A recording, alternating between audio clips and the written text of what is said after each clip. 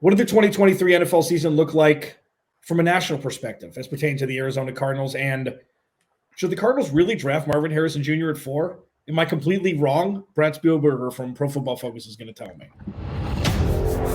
You are Locked On Cardinals, your daily Arizona Cardinals podcast. Part of the Locked On Podcast Network, your team every day.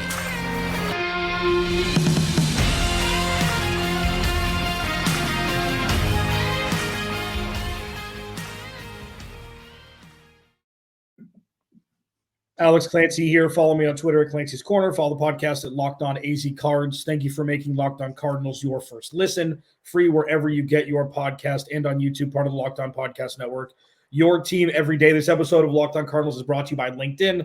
LinkedIn Jobs helps you find the qualified candidates you want to talk to faster. Post your job for free at linkedin.com/LockedOnNFL. That's linkedin.com/LockedOnNFL to post your job for free. Terms and conditions apply. Friend of the show, Brad Spielberger at PFF_Brad.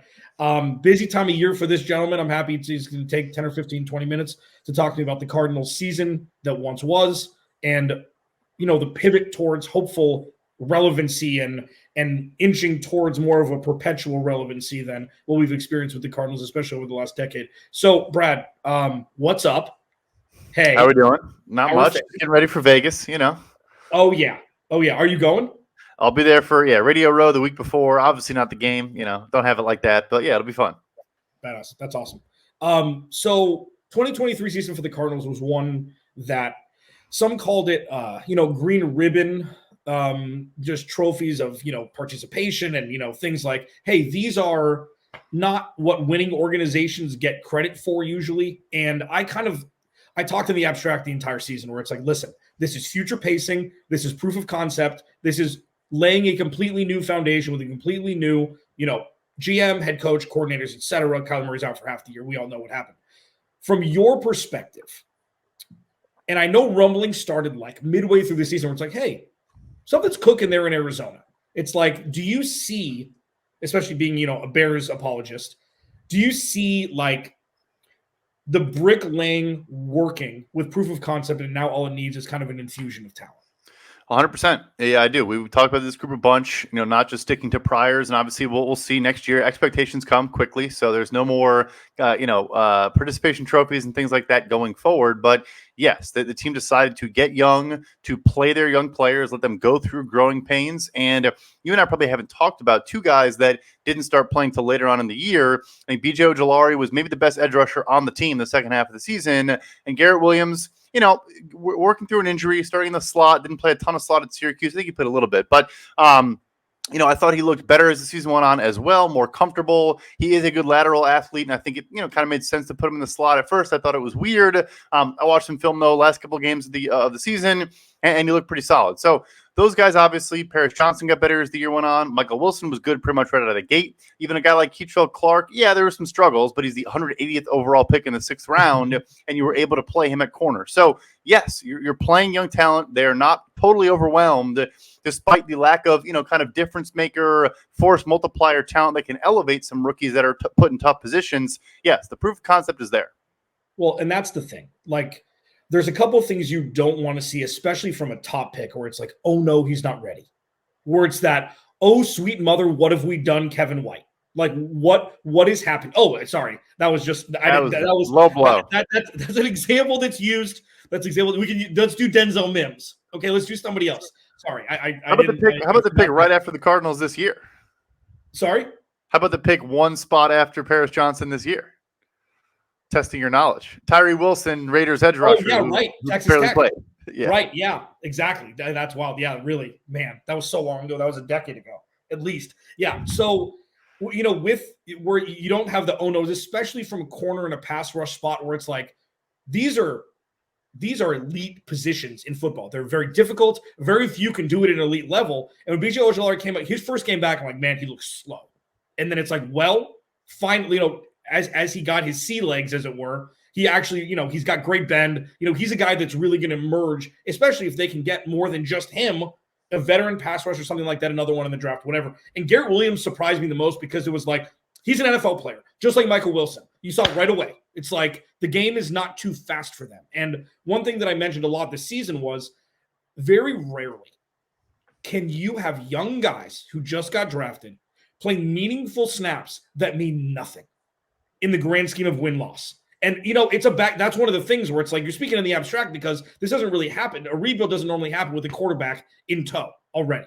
So the fact that he was out, kind of a blessing in disguise. Now, talk to me about Jonathan Gannon, about Drew Petzing, about Nick Rallis. And you don't have to go deep here. I mean, this is somebody I talk about, this is a team I talk about, every day. But the overall unified front from a new head coach who seemed to be the heart and soul of the Philadelphia Eagles team that he left, or one of them. Talk to me about the coaching and what you saw, and if it's a team that should be taken seriously moving forward. Yeah, so I mean, obviously, you close out the season with a massive game against that former team. Obviously, some bad blood there. Maybe not bad blood personally, but the trade, or whatever you want to call it, the penalty that the Cardinals had to pay to Philadelphia for talking to him too early, whatever it was, that doesn't go away. That's at the forefront of everyone's mind going into that game. And yes, the Eagles were reeling, but it doesn't take anything away from, they got kicked in the teeth, and Arizona looked good. That may have been Kyler's best game of the entire year as well. I think he trusted his legs more early on. He wasn't scrambling. He wasn't dancing around as much as normal. And you don't want that to be your bread and butter, but it is part of his value, part of his game. Yeah. And the more he got comfortable doing that, the more results followed. So, yeah, Gannon, you need an influx of talent. You can't run a defense with just devoid of talent as he did. And you mentioned Ojulari, for example, twists and stunts at LSU, he was phenomenal. And there's no one pushing the pocket in Arizona and even enabling them to do stuff like that games up front. So that I think is clear. And then Drew Petzing as well. We've talked probably a bunch, but the ways you can look at how to isolate a play caller on scripted plays, the first 15 plays of a game, they were good the entire year, maybe not every single game, but over the full season, they were good on scripted plays. They were good in the first drives of second halves. I think for the second half of the season, what I looked at. So when you're making adjustments, when you are maximizing scheme and dialing things up, as opposed to eventually in football games, it becomes a battle of who are the better athletes. At the end of the day, football is not complicated. You can, put some lipstick on a pig in certain scenarios, but eventually you have to just have dudes, right? So in the areas where they could hide their lack of dudes, so to speak, they excelled and they looked good. Converting first downs and new first downs, pushing the ball, being aggressive. It was all there. I think both sides of the ball at the end of the season were playing their best football, and it's all young guys that got that experience, got that exposure to the NFL speed like you're talking about.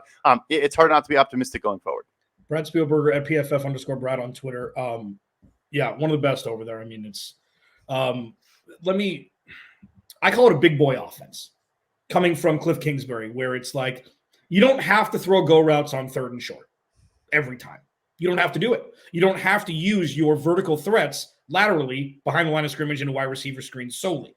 And I think what Drew Petzing figured out is old school football works. Run the ball, play action, use your tight end, and he happens to have one of the more mobile quarterbacks in the NFL. What I tell people is before the season started, picture Kyler Murray in Cleveland's offense the last couple of years. And I know that Drew Petzing wasn't calling the plays the entire time with Stefanski there and everything like that, but the proof of concept is there where you can stencil this in. You infuse talent. You infuse a couple big wide receivers on the outside with Trey McBride, who is Steve Keim's last gift to this team, who has all-pro trajectory if he can replicate what he did last year and doesn't get hurt. The Cardinals are going to be in business. Now, one thing I do want to ask is about Paris Johnson Jr. He was not a PFF darling during really any portion of this season. I've lauded him for coming in, playing every single snap on the right side where he hasn't played as much as the left side. Maybe it'll be easier for him to move over. What I want you to do for the next couple of minutes is explain to people, number one, Paris Johnson Jr. is lower than average grade, even though the eye test kind of passed, and how difficult it is to move to the right when, you're more traditionally a left tackle. So, yeah, look, rookie tackles, even top 10 picks, don't grade very well in the first year of the NFL game. They just don't. It's not an easy position to adjust to. We talk about learning curves and kind of how long it takes certain positions. Of course, running back, you can be the best player in the league in your rookie season. Quarterback, tight end is actually a huge one. Tackle, those guys do not come out normally and make splashes right away. So that's the first piece there. And again, obviously we hope that gets better, but it's not some glaring, flashing red sign. The second thing is moving over to the other side of the line. Broderick Jones struggled a whole lot more moving over to right tackle, in my opinion, and I like both players, but he had a harder time adjusting. He even talked about it than I think Paris Johnson did. Both guys I thought had kind of the same strengths and weaknesses coming into this year. They're great movers in space, getting to the second level, which I'm guessing is why the teams kind of wanted them on the right side. They lose the speed to power. They need to work on their anchor and get a little bit stronger and deal with more power rushers. But good against bend, good against the guys that can dip the corner, flatten their arc, and get to the quarterback. They have the athleticism to match that. And both guys, too, I think have a functional handwork, but Broderick, I think, punches too often. I think you and I talked about Paris Johnson. I thought never punched and was like, be more aggressive. And like, pass pro is not always passive. And I just think you saw that over the course of the year, things kind of leveling out, getting better. So, yeah, I'm not concerned about Paris Johnson going forward. His grade is not a warning sign of things to come. Andrew Thomas probably had a 50 grade his first year and a 90 grade his third year. Like, it happens. I'm not saying it's guaranteed to happen, right. But have patience. It's a young tackle. Moving across the line is not easy at all. The traits and tools are there. And like I said, I think he actually got better in the things that I thought as a prospect were his weaknesses. And he played against some of the toughest fronts in football the entire year. He played against some of the toughest fronts in football. And it wasn't the, oh no, he's not ready. Because if it was, he wouldn't be playing. And he played every damn snap this year, which is a testament to a rookie who was figuring it out on a non-natural position. It's like, I know Jared Veldheer used to play with the Cardinals. I think because he moved to the right before he left. It's like learning how to eat with the opposite hand. It's like learning how to do everything with the opposite hand, and footwork is completely flipped and everything like that. So I think he did a hell of a job, and I think the trajectory is there for him to be that left tackle for the future. Now, what if the Cardinals drafted another left tackle and kept Paris Johnson Jr. on the right side to have a formidable front for Kyler Murray? Because remember, say it with me, kids, if you can't protect Kyler Murray, ain't none of this going to work. Brad's going to tell me why I'm insane for saying the Cardinals should not draft Marvin Harrison Jr. at 4 overall. He's normally a nice dude. He's not going to be so nice to me, I think, in this segment. We will discuss that next. We roll on here. Locked on Cardinals, your team every day. This episode of Locked on Cardinals is brought to you by LinkedIn. For those, everydayers, that I have a huge history with LinkedIn. I found many job opportunities when I was working in radio. It's a place that everybody can come together. And if you're an employer, there are billions of people on LinkedIn. Okay. It's not just another job board. More than 1 billion professionals are looking for work, are networking on LinkedIn, which makes it, the best place to hire. Hiring's easy when you have that many quality candidates. And it's so easy, in fact, that 80% of small businesses get a qualified candidate within 24 hours. LinkedIn also knows that small businesses are wearing so many hats and might not have the time or resources to hire. So thankfully with LinkedIn, the process is intuitive, quick, and easy. So post your job for free at linkedin.com/LockedOnNFL. That's linkedin.com/LockedOnNFL to post your job for free. Terms and conditions apply. Locked On Cardinals is also brought to you by DoorDash. So I work from home. I think Brad Spielberger, majority of the time, works from home. And working from home is a double-edged sword. It's great, and you're never really not working. So when you're hungry, DoorDash gets you food just right at your front door. And it's not just the traditional places that deliver. A couple of places that I love here in Phoenix. Julio's 2 is a Mexican spot that they have these little mini chimichangas with this spicy jalapeno cream cheese sauce. Incredible. Postino for a little bit of a lighter fare. 2 places that don't traditionally deliver, but DoorDash bridges that gap for you. Get 50% off up to $10 value when you spend $15 or more on your first order when you download the DoorDash app and enter code LOCK23. Subject to change. Terms apply. All right. Alex Clancy, Locked on Cardinals. Brad Spielberger, Pro Football Focus at PFF _Brad on Twitter.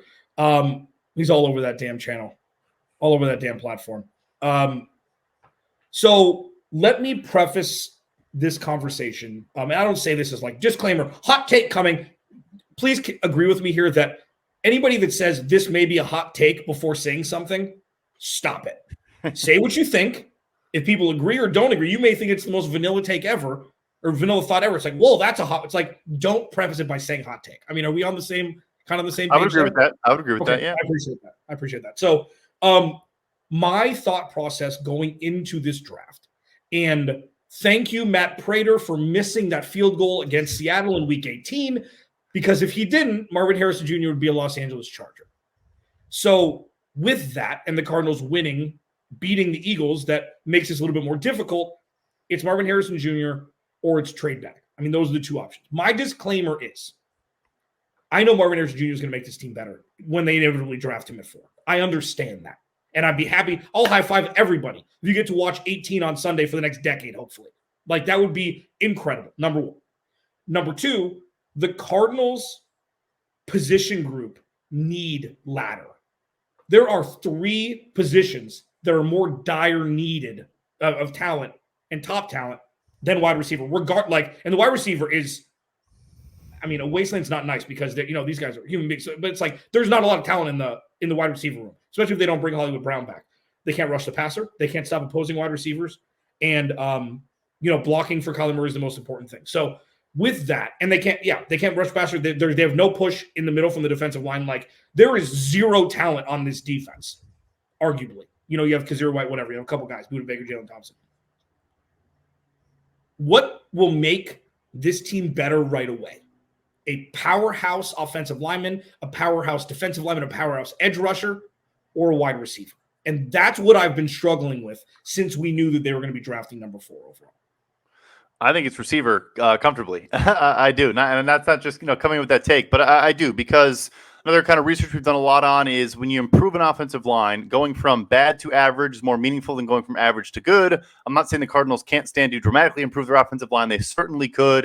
You give 2 good players on the right side, with bringing back Will Hernandez and Jelty Froholt. I thought was solid this year at center. I'm not saying he's a difference maker, but he's pretty good. And no question about it, the left side of the line was a problem, obviously, with DJ Humphries getting hurt in particular. So not debating that at all. But a guy that can separate quickly off the line of scrimmage, or a guy that the quarterback can just trust to throw the ball and, like proactively and just assume he's going to make a play, it mitigates the issue of the offensive line dramatically, right? If you have a quick average time to throw, pass rushers aren't getting home on you. Like, I'm not saying copy these offenses, but Miami Dolphins do not have a good offensive line. The San Francisco 49ers do not have a good offensive line. They have Trent Williams, and Miami's case, they have some good players, but it's not like an elite unit. But they throw the ball in 2.5 seconds or less to their incredible weapons, and we don't talk about that. Like, we're going to a Super Bowl where, in my opinion, you have Trent Williams and 4 replacement-level starters on the rest of that Niners line, and no one's even talking about it. And Steve Spagnuolo might be the best defensive coordinator in the entire NFL, and you don't even hear about it. So that is the big thing for me. Look, I love Joe Alt. I love Olu Fashanu. I do. I think that here's the beauty of it, and I'll say this might break your brain even more. Even if Marvin Harrison goes 3, I would still take Malik Neighbors at 4 over the first tackle. I think he is. That's what that text meant. Got it. Yeah. I think in most draft classes, Malik Neighbors is a clear, obvious number 1 receiver on a board. We just happen to be in a year where Marvin Harrison Jr. exists, right? Like, Neighbors has insane burst after the catch, before the catch. He is physical. I mean, he's like people have said DJ Moore. I see some DJ Moore to his game. I get that comp. Like, he is a phenomenal football player. He's 20 years old as of right now. All those things. So the beauty, though, I will say, with the 27th overall pick, there are going to be starting caliber tackles and receivers there too. You've probably heard more about the receivers. There is great depth. Brian Thomas Jr. from LSU, and we can throw out a million different names of really good players. But there's also potentially going to be guys like Taliesin Fuaga at Oregon State, Tyler Guyton from Oklahoma. Like, there are going to be Troy Fatanu at Washington. Like, very, very good tackles there too. So, yeah, it could be either or. I just, for me, making the biggest difference right away for the offense, I'm not even sure, in my opinion, I'm not even sure it's a debate. It's taking Marvin Harrison Jr. Yeah, and that's fair. And listen, I've softened. It's more like, and especially if they're going to move Parashon Jr. to the left, you just draft the right tackle. I mean, it makes more sense. You draft him at 27. I get that. I have an obsession's wrong, okay? I knew Jordan Addison was going to be the guy last year. Like, coming out of he won the Biletnikoff Award 2 years before that. People just forgot. They just forgot. And he's going to be great. He wasn't perfect. I think Troy Franklin's going to be that guy this year where it's like, you can get a guy like him at 27. So that just accentuates my point. But I completely understand. You draft the best player available there. Steve Keim never drafted for any sort of rational thought. Okay? So when you have the chance to do so, to really build a roster the right way, you do. And that's that. And then the last thing is, I call it the Nate Solder effect. So many times offensive linemen in free agency get buku money and it never pans out. And then you've got a guy who's not good enough to be retained by the team that he had before, or not worth the money that he wants on your roster, and it may or may not work out. Like, if you can draft young offensive linemen and have your bookends for a decade, like, obviously the most idealistic situation. So, like, I get it. And listen, again, I'll high five everybody if or when they draft Marvin Harrison Jr. Now, one last question before I get you out of here, Brad Spielberger. Pro Football Focus. Is there a world, and this is a little bit, we didn't talk about that, we were going to talk about this, but is there a world where a team values Marvin Harrison Jr. so much that they will move up, or they will try to move up from 7, 8, 9 to draft him and give a future first-round pick? Is he that much of a transcendent talent where a first-round pick could be had if a team gives an offer that's too good to refuse? So first, I real quick will say, like, come to your side more. Like, I am still a believer in football's won and lost in the trenches. Like, don't get that twisted. Like, I believe that philosophy. The good teams are all doing it for a reason. I gave examples of teams that have schemed around it. It's not an easy thing to do. I just think the marginal returns now. You use a 6th overall pick after a trade up on a tackle. Get a clear-cut number 1. I like Michael Wilson. He's a high-end 3, low-end 2. Marquise Brown, who knows? Anyway, so like, we're not that far off. I'm being cheeky, whatever. But yeah, fair enough. Potentially, look, he is, whatever cliche you want to throw out, generational prospect, all these things.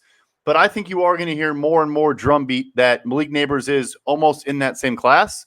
And then I think Odunze is a touch below. I've seen great people that know football way better than I. Like Daniel Jeremiah said he thinks Odunze is right there. I think he's a tiny notch below those guys. But I think you have 3 top 10 pick receivers. So if you're sitting at 7 or 8, I think you might think we could still get one. However, 4, 5, 6 could just be those 3 guys in a row, right? It really could. The Chargers would make sense, and the Giants would obviously make sense too. So, yeah, maybe. And then if you're Arizona, say, okay, we'll go from 4 to 7, get some extra draft capital, and take the first tackle or second tackle off the board. I'm not gonna I'll be high fiving people for that too. So yeah, maybe he is a special talent, but I think if there was a bigger drop off, and then like you mentioned, the Troy Franklins and all the other guys that are going to come off the board later on too, I think it makes it less of a priority, but I wouldn't rule it out. Brad Spielberger, Pro Football Focus, thanks so much for joining me, man. Of course, thanks for having me. Coming up next, we will talk about how what Brad said, infuses into what I've been discussing over the last, several months. We'll hit that next. Locked on Cardinals, your team every day. This episode of Locked on Cardinals is brought to you by Prize Picks. Pick 2 or more players, more or less in their projected stats. You can win up to 25 times your cheese, man. It's the best. Prize Picks is the best. They've got this reboot entity where, say, a player in the NFL or NBA gets hurt in the first half and they don't come back in the second half. It resets and reboots, and it doesn't make you lose your entry just because somebody got hurt and didn't come back. It's awesome. Go to prizepicks.com/LockedOnNFL and use code LockedOnNFL for a first deposit match up to $100. Go to prizepicks.com/LockedOnNFL and use code LockedOnNFL for a first deposit match up to $100. Alex Clancy, Locked on Cardinals, final segment. Brad Spielberger at PFF_Brad. Awesome dude. Really happy to call him a friend in this business. Really smart. And he always brings fresh perspective from a numbers stance, as well as just an overall national media stance, because we don't really know what people are saying about the Cardinals. We'll see tweets and I'll read some articles and things like that. But having in-depth conversations about a team that, wasn't really in the forefront of anybody's minds this year going into the season, even though they picked up a little momentum for how they were doing things, regardless of the win-loss record. It's just nice to see. Now, he makes a really interesting point about Malik Neighbors and Marvin Harrison Jr. So if Marvin Harrison Jr. goes 1, 2, or 3, he's still thinking that Malik Neighbors should go 4 to the Cardinals. That's fascinating. That's fascinating to me. That was one of the biggest takeaways that I had from him joining me, that he doesn't see the gap being that wide. And maybe that's not necessarily fair. Marvin Harrison Jr., if Marvin Harrison Jr. wasn't in this draft, Malik Neighbors, he thinks, would be the number 1 off the board. So we'll see what happens. That's the biggest cluster bleep into all of this, is if Marvin Harrison Jr. goes 2 or 3. I don't know, I can't imagine Chicago would stay with Justin Fields. I don't know. Crazy things have happened. Marvin Harrison Jr. may go 1, 2, or 3. We don't really know. We're going to see the Combine. We're going to see the Pro Day for those who don't participate in the Combine. I wouldn't assume that any of the top 3 quarterbacks would participate in the Combine. Maybe Jaden Daniels, but not 100% sure. I don't know how it could help them. And they'll just throw their Pro Day at their receivers and that, on their home turf to make them look best possible. And Marvin Harrison Jr. drops at 4. And listen, one of the other things that, it's just interesting, because if they do choose to move Paris Johnson Jr. to the left side, and there are some top right tackles in the late 20s into the second round, I get it. You don't have to have somebody learn a new position. Paris Johnson Jr. can be in his, comfortable position and you draft the best player on the board that's not a quarterback at 4. Like, again, I understand. And the more I'm talking about this and the more, we're discussing offensive line and things like that, the offensive line didn't play terribly last year. Namely, the right side of the offensive line was actually above average. And everything changes with Kyler Murray. But if you're going to run the ball so as much as they do and, rely on play action, you're going to need some extra time in the pocket. And drafting, the best lineman off the board would help with that. We'll see if they can splash in free agency with, a lower impact signing pertaining to the salary cap. There's so many different ways this choose your own adventure offseason can start. And that's the exciting part. With the restrictor plate removed from this organization, Monti Ossenfort, Jonathan Gannon, etc., have possibilities now. You're not hamstrung to only going one way, because one of the beauties, and very few beauties, of the Cardinals roster as currently constructed is they need help everywhere. Fill the holes with talent. And then move on into 2024, hopefully winning a bunch more games than they lose. Remember, without you, there is no me. Alex Clancy, Locked On Cardinals. I'll talk to you tomorrow.